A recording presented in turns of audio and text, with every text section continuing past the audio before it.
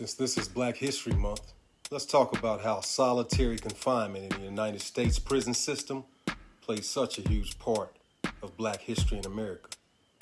So what is the definition of solitary confinement? Solitary confinement is a form of imprisonment where an incarcerated person is kept in a single cell with little to no contact with others. It can be used as punishment or to protect people who are considered a threat to themselves or others. Unfortunately, in this country, it has been weaponized against brown and black people, but especially in the black communities. If you ask me what is the connection between slavery and mass incarceration, well, with the use of solitary confinement in the American prison systems, it's designed to control and dehumanize people, especially people of color. They strip individuals of their anatomy, dignity, and connection to community. It can cause extreme suffering, disrupt treatment, and worsen symptoms such as depression, anxiety, and hallucinations. It can also impede rehabilitation, recovery, and community reintegrations. The practice of solitary confinement in the United States traces its origins to the late 18th century when Quakers in Pennsylvania used the method as a substitution for public punishments. Research surrounding the possible psychological effects of solitary dates back to the 1830s, when the new prison discipline of separate confinement was introduced at Eastern State Penitentiary in Pennsylvania.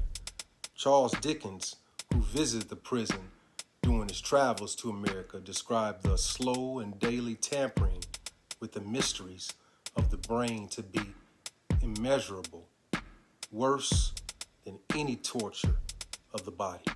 The Supreme Court of the United States made its first comment about the effects of solitary confinement in 1890, noting that the use of solitary led to reduced mental and physical capabilities. Solitary confinement is still used all over the world, including Europe, where it's still widely used in many European countries today. Iceland has faced criticism for decades over its extensive use of pre-trial solitary confinement.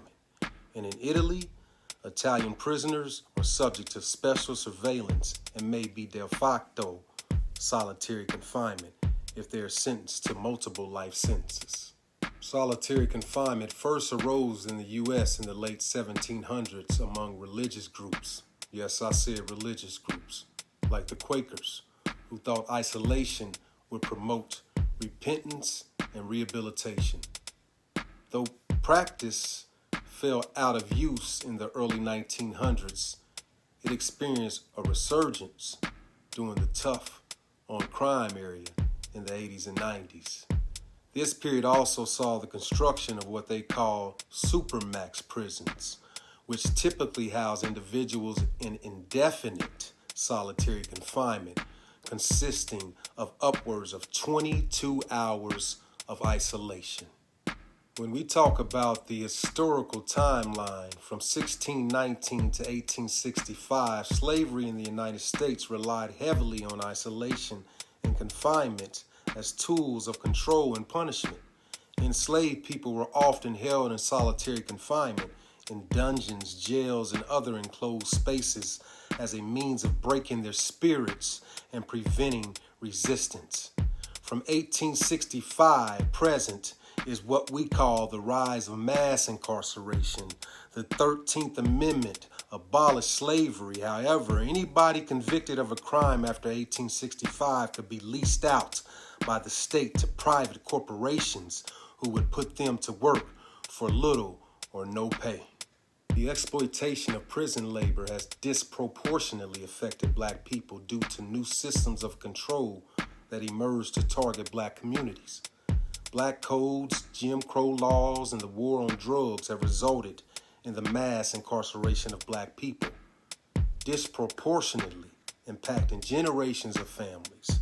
From the early 1960s to present, they have used solitary confinement as a tool of control. Solitary confinement within the prison system echoes the isolation of slavery.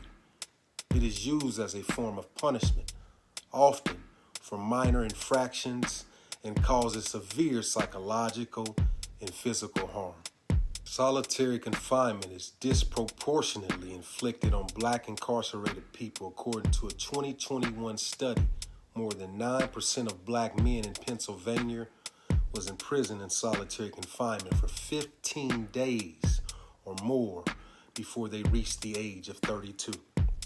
The researchers at Columbia University concluded that their findings likely apply to the rest of the U.S., meaning that nearly 1 in 10 black men nationally has been subjected to conditions that have been defined as torture by the United Nations and shown to cause psychological damage, suicide, and PTSD.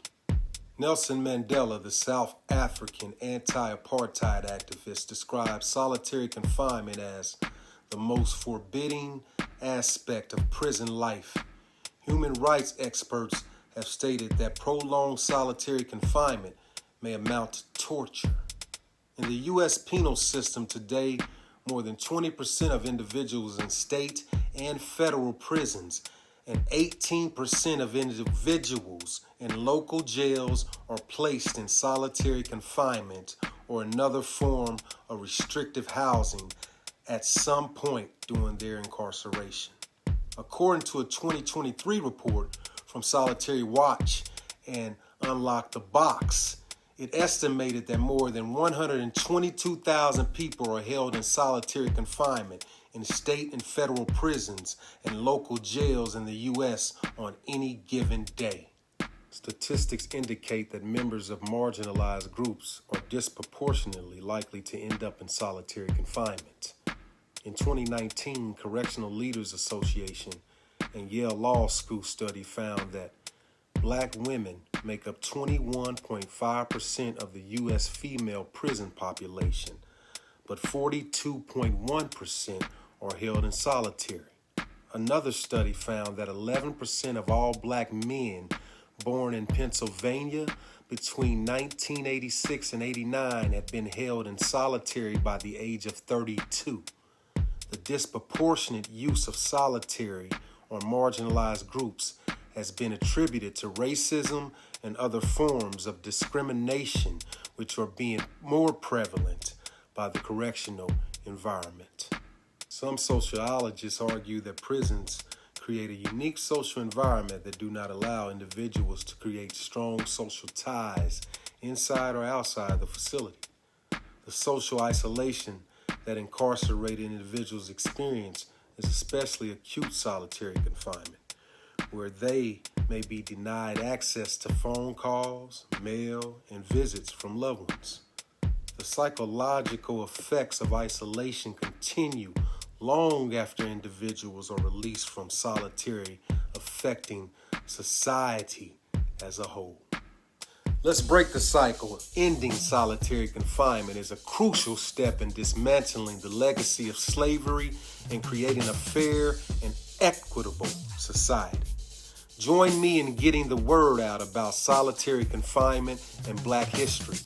Share this post with as many American citizens as you can.